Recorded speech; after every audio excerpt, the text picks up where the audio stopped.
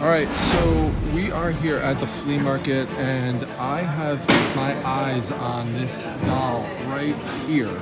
So I want you to take a look at the face, in particular the eyes. So you see how the eyes are looking off to the side like that?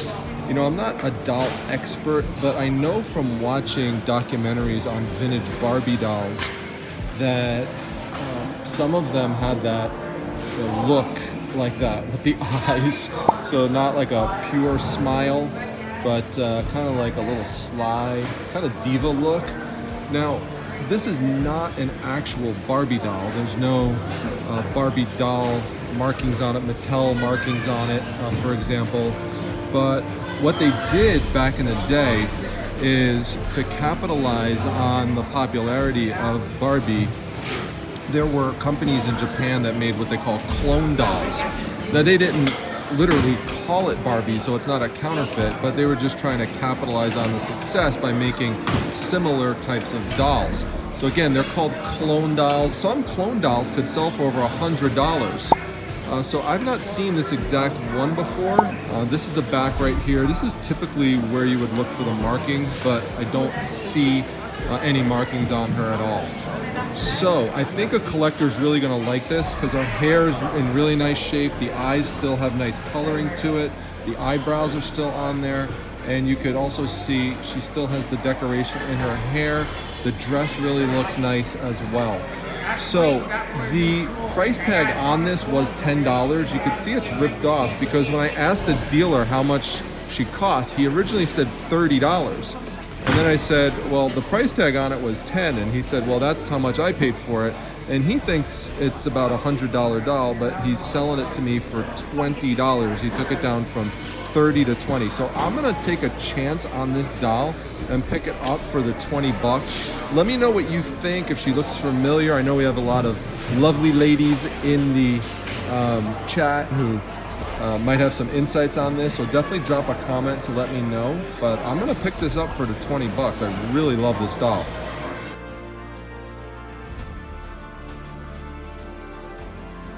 All right, we are gonna head back to the flea market in just a moment for another amazing find. But before we do, I wanna talk to you a little bit about this doll again, because I was talking to somebody who said to me after seeing this doll, the person said, if I had this doll when I was playing with my Barbies when I was a kid, she said, this doll would have been bullied. And I said, what do you mean? Why would she have been bullied? And she just looked at me and she said, trust me. So I don't know. I don't think she wanted to give me the full insight into what the lovely ladies think about when they play with the dolls when they're younger. But I know we have lots of lovely ladies who watch the channel. So if you want to let me know in the comment section, would this doll have been bullied if you played with Barbie dolls when you were a kid? And if so, why? So now, of course, we don't promote bullying on the channel, but this is make-believe bullying, and we want to stand up for the clone dolls here. But I'm curious if that would have happened and why when you were a kid. Now, speaking of dolls, I've got to show you something else. We'll keep her right here watching on. But yesterday, the day before I went to the flea market, was the first day of garage sales in our area, and unfortunately it was pretty much a rain out. Now, that didn't stop me and Mrs. Primetime from going around, and the first find that I found was, I think, a really awesome lucky find for the rest of the year. Now, I'm going to show that at the end of the video with Daisy. So if you want to see that, stay tuned for that. It will come up, and let me know what you think of it. It's pretty funny. But the other find that I made, and poor Mrs. Primetime. Now, I don't film when I'm actually in a garage with Mrs. Primetime, because she really just prefers when we're out there, we're together, in the moment, and that I'm not distracted by doing filming and stuff. So when I'm out with Mrs. Primetime, if I find something really cool I want to share with you, I got to show it to you after effect. But poor Mrs. Primetime, because when I found this item, so speaking of dolls, look at this doll. 24 inches, 2 foot tall, rainbow high doll. Amaya Rain. This is amazing. Look at the back of her hair right there. And, you know, I'm sitting there looking over this doll while Mrs. PT is looking around the rest of the garage. And she's just like, oh my gosh. She actually came up to me and she goes, for real? And I'm like, yeah, she's worth money. So a couple things you want to look for if you see a doll like this. First of all, it's not that I knew about the rainbow high dolls. I'll tell you about what they're worth in a moment, or at least this one is. It's just that I know about the monster high dolls, and I've sold those before, and they're pretty valuable, and they're much smaller dolls, but or at least some of them are, the ones that I sold. But she reminded me of her with the whole color scheme.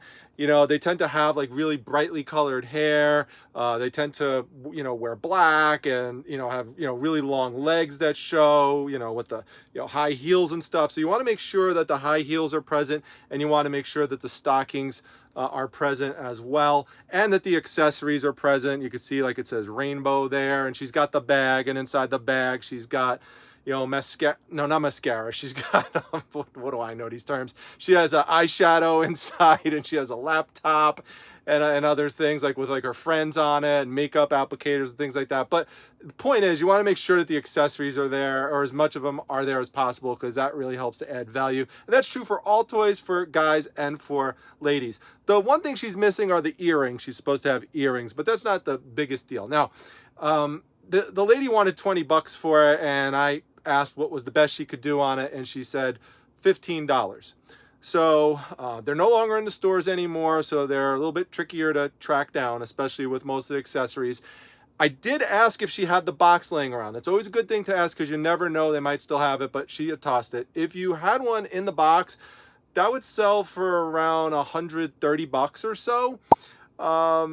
Now, I've seen one of these sell outside the box in excellent condition for around $84. That includes shipping.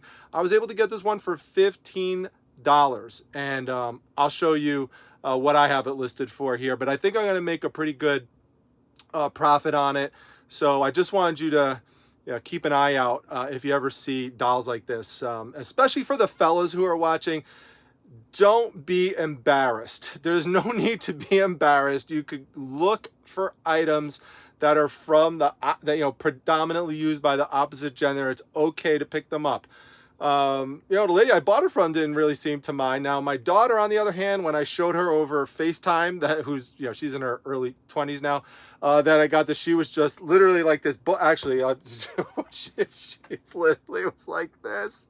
She was just going like this when I showed her, and I was just laughing. And, you know, for all the dads out there, you know that one of our main jobs is to embarrass our children. I successfully did that with this purchase. So looking forward to it selling, though, and I'll probably give an update when it does. But hope you got a few laughs out of that. Now let's get back to the flea market.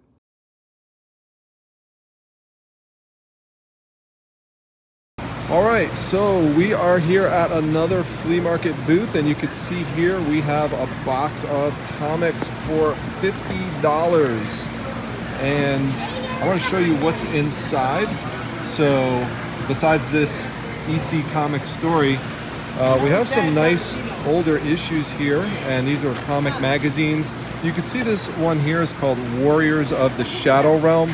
People like me love these older fantasy comic magazines, and you can see here it's in fantastic shape. That's issue number 12, and I always talk about looking for consecutive issues. So you can see here's issue number 13, and here's issue number 11. So you have 11, 12, and 13. There's also some other really good comic books in here that are consecutive. So you have Hulk number 15, then you have Hulk number 16, and then you have Hulk number 17. So you can just make little runs just like that. Look at that. All right, I'm gonna bring you back to show you the rest of the contents inside that box, but I wanted to show you something now that I'm back here at PTHQ about those Hulk comics that I just showed you. So all three of them are from 1979. Now, this one you really want to be on the lookout for. You know, normally I'll lot things together that are consecutive, but in this instance, this one here is worth pulling out and selling individually, because Hulk number 17, inside of this book, it has the first appearance of a character named Randall Spector, who interacts with Moon Knight, and he later becomes an arch enemy of Moon Knight, but that's not until the early 1990s. In this issue, he's shown as a character named as Hatchet Man.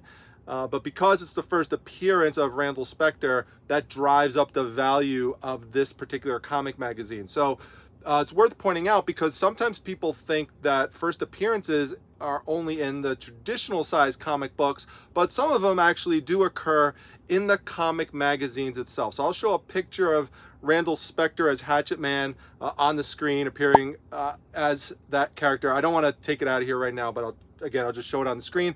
So based on condition, which also factors in, I have this one individually listed at $58. So it should sell for around that price range. So I'll get all my money back just from this one issue. Now, in addition to first appearances, one of the things, as much as I talked about comic books on this channel, that I've not talked about before with comics, which is a really interesting thing, and it's one of my favorite things I used to love to do when I was a kid with comic books. Back in the old days, they really don't do it so much anymore, but there used to be a letters section at the end of the comic book, so you could read about what fans would say about the comics, and sometimes the editors would interact and respond back, the writers would. It was really cool. I really enjoyed reading those, and I always wondered when I was a kid reading them, because they would put the names and the cities of the people who wrote in. Sometimes they put the full name, sometimes they just put like the last initial, but I always wonder myself, I said, well, what if one of these people ever becomes famous one day? And that's exactly what happened in this Hulk issue, number 15. There's 2 letters in the back that are written by Kurt Busiek, who is he went on to become a really famous comic book writer, particularly for Iron Man. So because of that, that actually drives up the value of this issue. Not as much as this one. So that's why, when I say this one, it didn't drive it up as much as this one. But when combined with issue number, so that was 15, when combined with issue number 16, I have these both listed at $55. So that's just 3 issues priced at more than $100. And again, getting the whole box for $50. What else is in that box? Let's go take a look. Then we have some nice old Mad magazines from the 70s. A lot of these magazines are from the 70s. So this one with Superman on the cover is really cool. We've got some old Conan. And then we have a nice old Star-Lord comic right here. This is a great one. I've sold this one before for good money. So it's great to see a nice early Star-Lord appearance from Guardians of the Galaxy. And then there's a lot of other Mad magazine issues inside. Some are vintage and some are not. Some are 70s, some are 80s, and some are 90s. But I'm just gonna keep flipping through this box to show you. So there we go, winter 79, fall 79. So that's another thing you could do, is you could combine fall and winter together in one listing, just like that. And some of these I won't list right now, because like something like 91, I'm gonna add that to my other Mad magazines that I have at Primetime Treasure headquarters, and just list those in a bigger lot at some point. So these are reproductions right here of Weird Science and some of the EC horror comics. This is another one from 79, 79, 79. So a lot of 79s here. Mad magazines are awesome. I love them. So looking at the backs, just checking those out. Here's another 91 and Star Trek one. Shout out to Boldly Grow, now Fossil Forward's Find, and Esme. They're both big Star Trek fans, so I figured they'd get a kick out of this. So yeah, so we're gonna get this lot for $50. Give it a nice double tap, and we'll take this in the Primetime Treasure Mobile.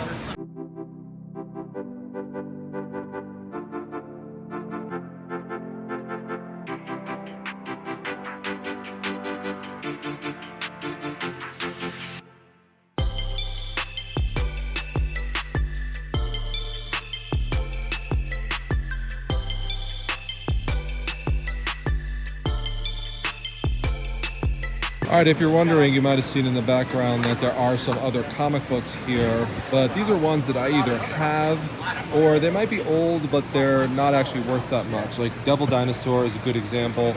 There's a zillion copies of this out there, and as much as I love it and love the cover and love dinosaurs, I'm not going to pick these up. And you could see some of these old Daredevils, even though they're old, they are pretty damaged. You could see, you know, there's a lot of color loss, you know, over there on that one. You know, for example, you know, this one has a gouge on the side of it.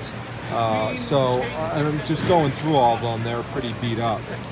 This one here has like a hole in the center of the comic book, so you got to pay attention to these things. It's real easy to overlook it and just grab it.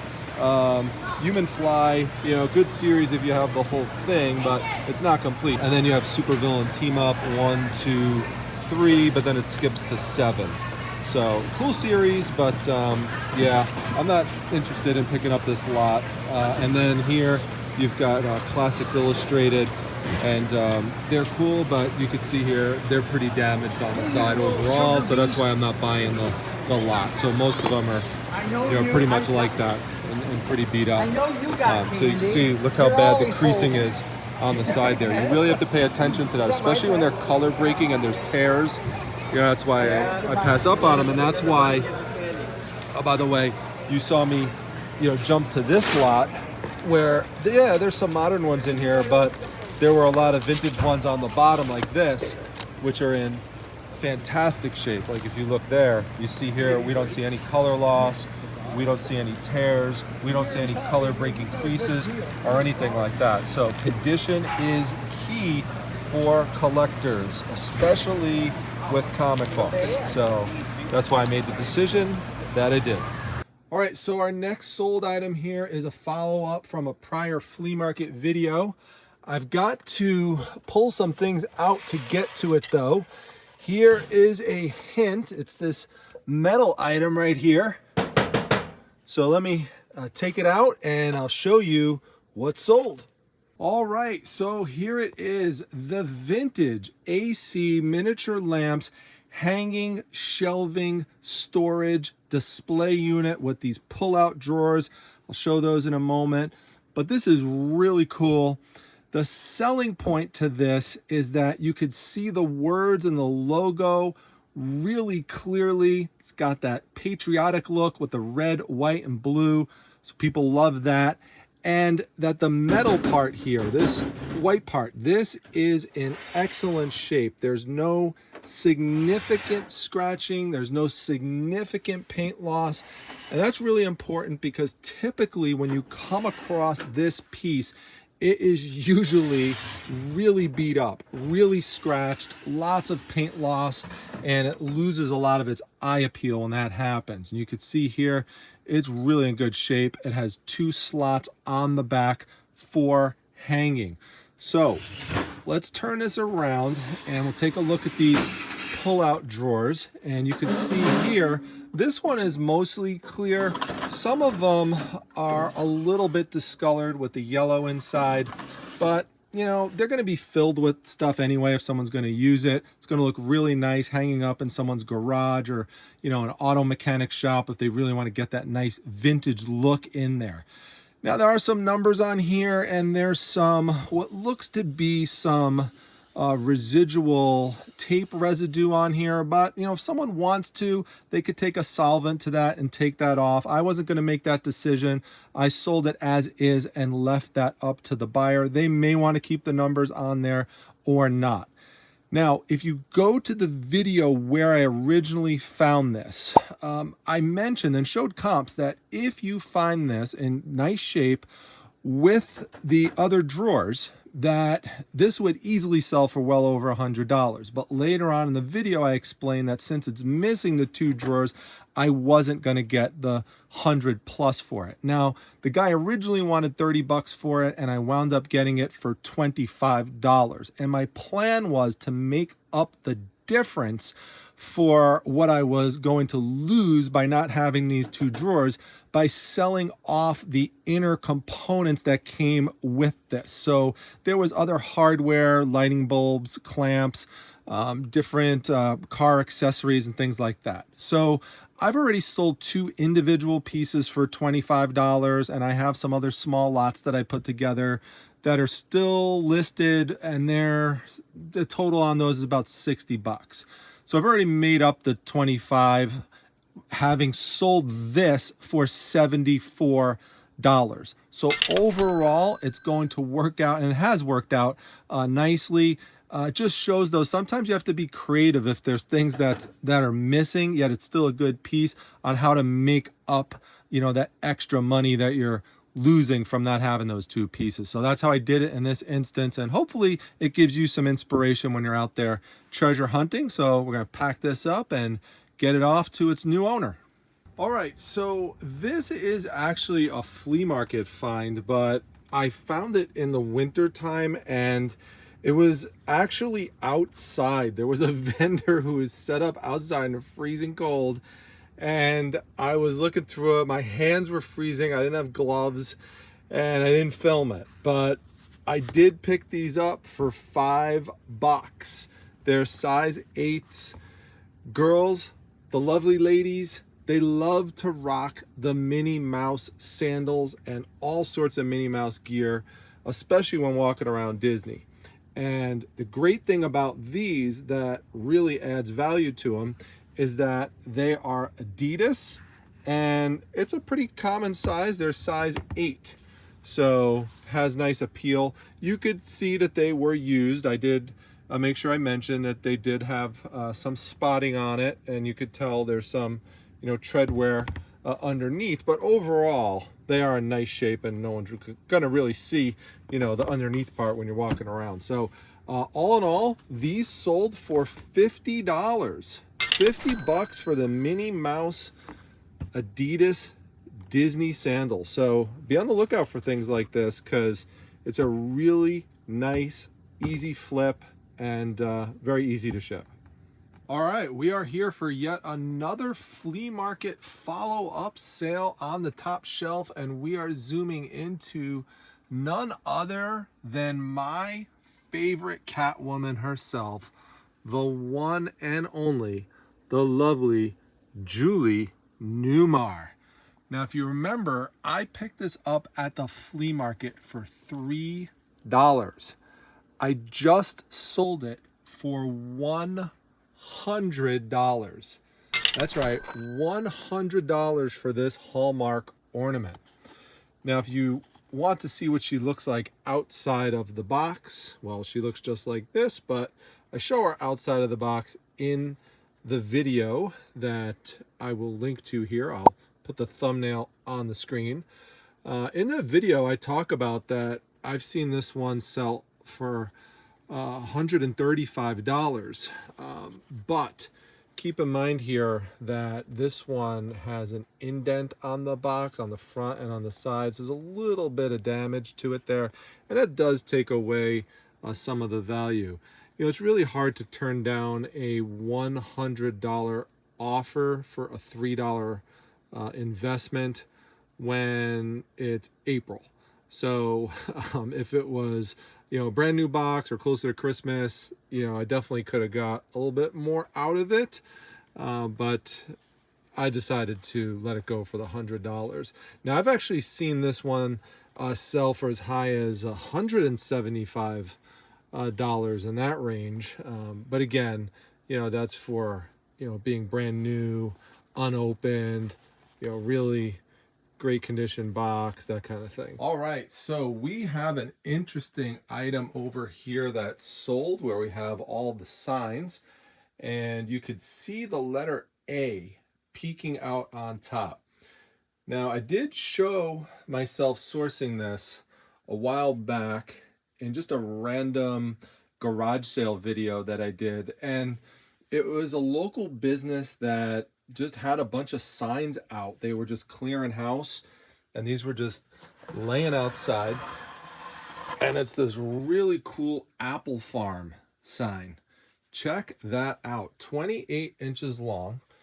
This is a wooden sign, and it's springtime, and this is going to someone in Maine, maybe to an apple farm, and you know, just maybe as a nice rustic decoration. But really cool. Be on the lookout for things like this. I picked up another Apple sign at that sale, and yeah, they do well. This one sold for $75. Picked it up for $5 or less. I made like a combo deal on it with the other sign, so very happy with this sale. Pack it up and get it off to its new owner. All right, so we have an interesting combination of sales here that I've already pulled off the shelf so I could show them to you. And we're going to start right here with these two. There's two Space and Time fanzines inside. Now, if you're not familiar with fanzines, these are basically publications made by fans, hence the name fanzines, as opposed to major publication companies. And so they had limited distribution, but they did have a subscription base.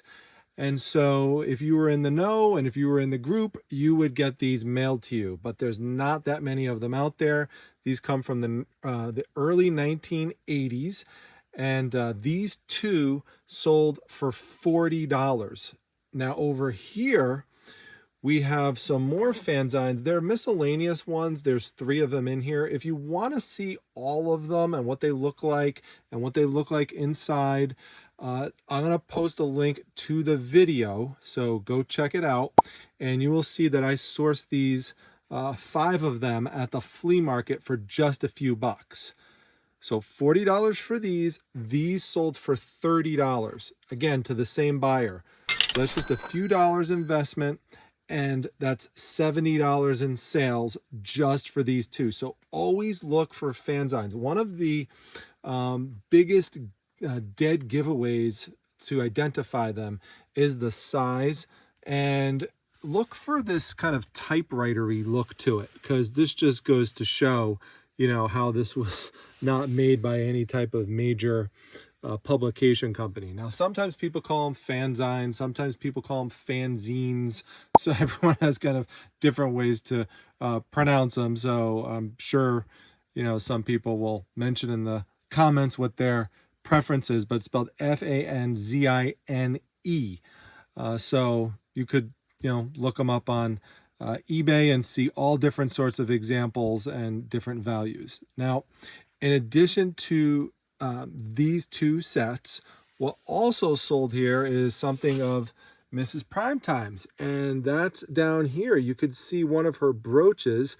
This is a Damascene brooch, and Damascene is from the name Damascus, city in Syria, which basically used a metal inlaying technique with gold and silver, usually on a steel background. Now, it's a stylistic term. There's not real gold in here. This is gold tone, but you could see that it's a Spanish galleon with a dragon head on it and a flag. And it's really cool, all the different, you know, intricate details to it. And that's why these are worth good money. This one here sold for $47. So, you know, that's not bad. She got that for a couple bucks in a big jewelry lot. So that's over $110 in sales, all going out to the same buyer. And, you know, it's always fun when something that Mrs. Primetime specializes in, jewelry, is combined with something that I specialize in with the books. These are not comic books, actually, by the way. These are actually like story books. They have illustrations inside, but they're not comics. But still, it's fun to, you know, sell this combination of things together to someone. So gonna pack them up and off they go. All right, so for this one, we're gonna dive into the Red Sonja comic box, and we have to dig back here a bit to find the one that's sold. And I'm kind of hoping that my friend Enrique is not watching this particular video. I'll tell you why in a moment, but Enrique is a local comic book collector and seller. I see him at local comic book conventions sometimes, and he was nice enough to come into my Whatnot shows when I was selling comics on there. And I used to have this part at the end of the show where I would do requests. So if people wanted a certain type of comic or a certain title, I would go look for it and bring it out and just list it for the person and, you know, see if they wanted it. So that particular night that Enrique came in, he was asking for silk comic books. And so I went looking for them, and I did come across one. Now, at the time, I had not had them all compiled and didn't realize that I had complete sets. Now, this one I'm showing you right now is a complete set of 7, plus a bonus, which I'll show you in a moment. This one I have listed right now in my eBay store for $75. And you could see here that Spider-Man is next to her, and you could see that her costume has these spider type of elements to it. And that's because she was bitten by the same radioactive spider that bit Spider-Man and gave him his superpowers. So her real name is Cindy Moon. She's a Korean American. She's very popular with the younger crowd. Men and women, boys and girls love silk. So this is the set that actually just sold. I'll tell you the sale price in a moment, but this is supposed to be a complete set of 19 issues, supposed to be complete. Well, that night when Enrique was asking me for silk comic books, I went back, I'm digging through, and they were all scattered. They were not organized at the time. And so I just found the random silk issue, number 14, and sold it to Enrique. And then later realized, I actually have the complete set of 19. And so now what happens is my set skips from 13 to 15. So I don't have 14. Now, I was hoping that I would come across it while these were listed and that I'd find the issue 14 when I go to comic shops and comic conventions, and then I would just complete it and list it. It wasn't something that was worth me going out and individually buying off of eBay. So I came across so many silk comic books when I was looking for this. I just never came across 14. I came across 19. I came across 2. I came across 4, 5, 6, 7, every single one except 14. It almost became it actually did become like a running joke every time I was looking for them. But I sold them for $90 without the issue 14. And I just put, and I even put in my title that it's missing number 14. So it's a lot of 18.